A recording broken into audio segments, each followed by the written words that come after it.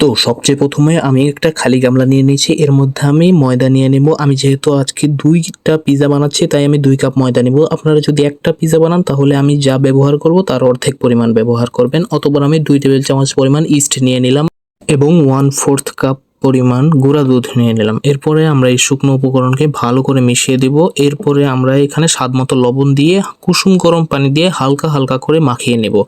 মনে রাখবেন কুসুম গরম পানি দেওয়া লাগবে, ঠান্ডা পানি দিয়ে কখনোই এটা মাখতে যাবেন না। এরপরে এটা মাখানো ভালো মতো হয়ে গেলে, যেহেতু আমরা আগে এর মধ্যে চিনি দিই নাই তাই এখন এর মধ্যে চিনি দিয়ে নিলাম। চিনি দেওয়ার পরে এটা ভালো করে মাখিয়ে হালকা করে গোল করে রাখবেন এবং উপর দিয়ে একটু তেল দিয়ে দিবেন। প্রায় ১ টেবিল চামচ পরিমাণ তেল দিয়ে হালকা করে মাখিয়ে এটা ধুয়ে দিবেন প্রায় ১ ঘন্টার জন্য। ধুয়ে দেওয়ার আগে আপনারা একটি পলিথিন দিয়ে এর মুখটা ভালো করে ঢেকে নেবেন যেন বাহির থেকে কোনো হাওয়া বাতাস এর ভিতরে ঢুকতে না পারে। আপনারা চাইলে অ্যালুমিনিয়াম ফয়েলও ব্যবহার করতে পারেন, আমি এখানে পলিথিন ব্যবহার করেছি। এখন এটাকে ১ ঘন্টার জন্য রেখে দেব। এই ১ ঘন্টায় আমরা বাকি কাজগুলো করে নেব। আজকে যেই চিকেনটা আমি পিজার মধ্যে ব্যবহার করতে যাচ্ছি সেই চিকেনটা এখন আমি পিস পিস করে নেব।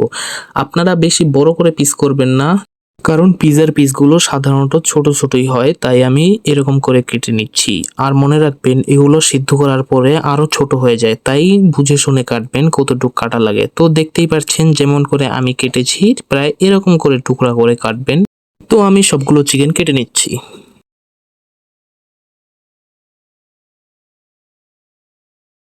তো চিকেনটা ভালো মতো করে ধুয়ে নিয়েছি, এখন এটাকে ম্যারিনেশন করব। সবচেয়ে প্রথমে এর মধ্যে স্বাদমতো লবণ দিয়ে দিয়েছি এবং তারপরে দিলাম হালকা হলুদের গুঁড়া কালারের জন্য, এরপরে দিলাম ধনিয়ার গুঁড়া, তারপরে হালকা করে মরিচের ফাঁকি দিয়ে দিলাম, তারপরে দিলাম ১ টেবিল চামচ পরিমাণ আদা বাটা এবং রসুন বাটা, এরপরে টমেটো কেচাপ দিয়ে দিলাম।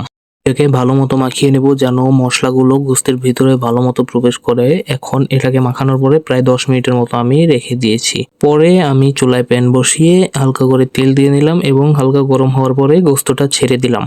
মনে রাখবেন গোস্ততে পানি দেওয়া যাবে না, কারণ গোস্তর থেকেই পানি যেটা বের হবে সেটা দিয়েই এই গোস্তটা সিদ্ধ হয়ে যাবে। তো ১০-১৫ মিনিট ধরে আমি এটা সিদ্ধ করে নিচ্ছি।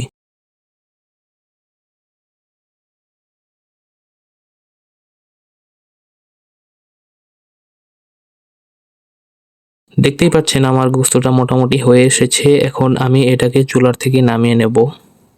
এরপর পিজার উপরে যেসব সবজি ব্যবহার করা হয় আমি সেগুলো কেটে নিচ্ছি। এখন আমি কাটছি ক্যাপসিকাম, এটা চিকন চিকন করে লম্বা লম্বা করে কেটে নিচ্ছি। আমি একটাই ব্যবহার করছি ২টা পিজার মধ্যে, কারণ এটা অত বেশি দেয়া লাগে না। এরপরে আমি পেঁয়াজ নিয়ে নিচ্ছি। আপনারা চাইলে পেঁয়াজ কিউব সাইজ করেও কেটে নিতে পারেন এবং সাধারণ সাইজ করেও কেটে নিতে পারেন। আমি একটু মোটা মোটা করে নরমাল সাইজে কাটছি, আপনারা চাইলে যে কোনো সাইজে কাটতে পারেন। তো এখন আমি কেটে নিব সসেস, আমি ২টা সসেস নিয়েছি। এগুলো কিন্তু ঘরে বানানো। আপনারা যদি এই রেসিপি চান তাহলে অবশ্যই আমাকে কমেন্ট করুন। আমি অবশ্যই চেষ্টা করব এটার রেসিপি দিতে। তো যাই হোক এটা আমি ভালো করে গোল গোল করে কেটে নিলাম। এরপরে আমাদের আটাটা নিয়ে আসবো। এটা প্রায় ১ ঘন্টা হয়ে গিয়েছে এতক্ষণে। দেখতেই পাচ্ছেন ফুলে ডাবল হয়ে গিয়েছে। আগে এমন ছিল, এখন এমন হয়ে গিয়েছে।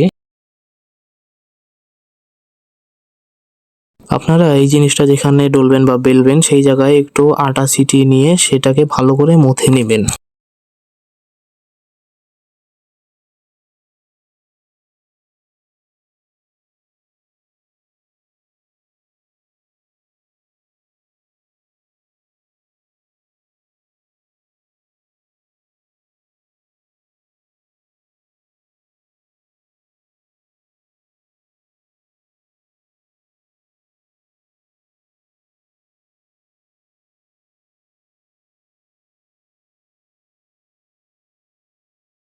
এরপরে আমি এটা হাতের সাহায্যেই গোল করে নিচ্ছি। আপনারা চাইলে বেলুন বা অন্য কিছু ব্যবহার করতে পারেন। সাধারণত পিজ্জায় বেলুন ব্যবহার করে না, কারণ এটা একটু আঁকাবাঁকা হলেই ভালো লাগে। তো আমি হাত দিয়ে এটা করে নিচ্ছি।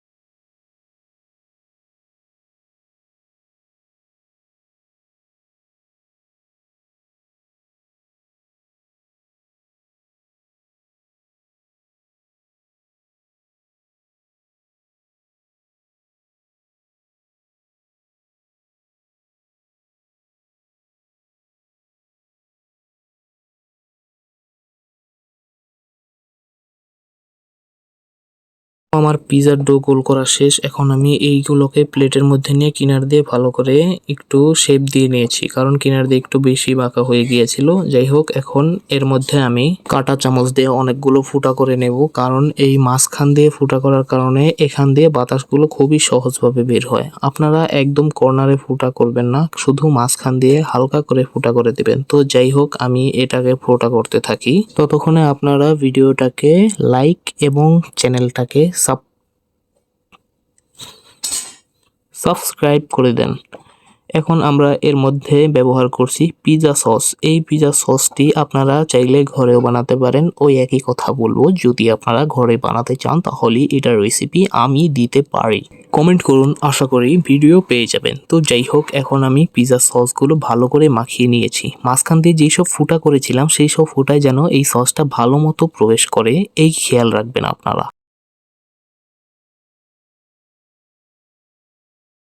এখন আমরা পিজার উপর দিয়ে ভালো মতো চিজকে ছড়িয়ে দিচ্ছি।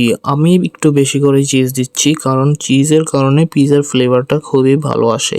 এখন আমরা দুটি পিজায় ভালো মতো চিজ ছড়িয়ে নেব। আপনারা যদি এই চিজ রেসিপি দেখতে চান তাহলে আমাকে অবশ্যই কমেন্ট করুন, আমি চেষ্টা করব এই চিজের রেসিপি দেওয়ার। এখন আমরা এর উপরে কেটে রাখা সসেসগুলো দিয়ে দিচ্ছি ভালো মতো করে।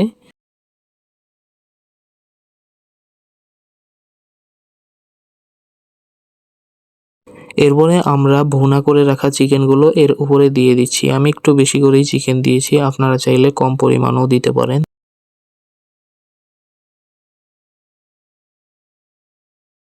এরপরে এর উপর দিয়ে আমি ক্যাপসিকাম গুলো দিয়ে দিচ্ছি এবং পেঁয়াজগুলো দিয়ে দিচ্ছি। একসঙ্গে ভালো করে ছড়িয়ে দিতে হবে, কারণ পিজার কোনায় কোনায় যেন এগুলো পাওয়া যায়।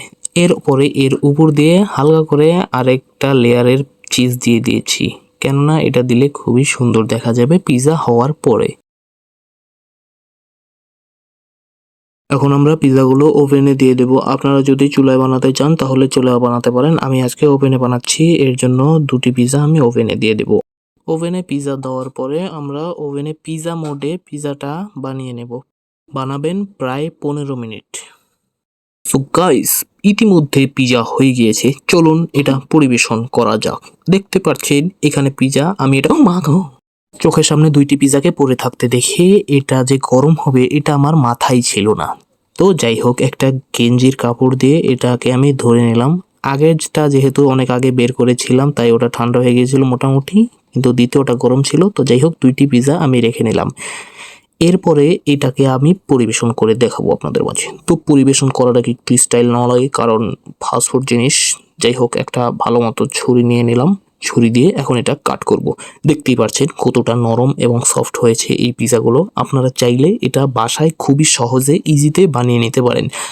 আর এই পিজা বানানোর ক্ষেত্রে আমি একটা জিনিস স্কিপ করেছি আজকে, সেই জিনিসটা হচ্ছে অরিগ্যানো। হ্যাঁ, পিজার মধ্যে অরিগ্যানো খুবই প্রয়োজন, কিন্তু আমি এটা দিইনি ইচ্ছা করে। যাই হোক, এখন আমরা এই পিজাকে কাট করে এটা খেয়ে দেখব কেমন হয়েছে।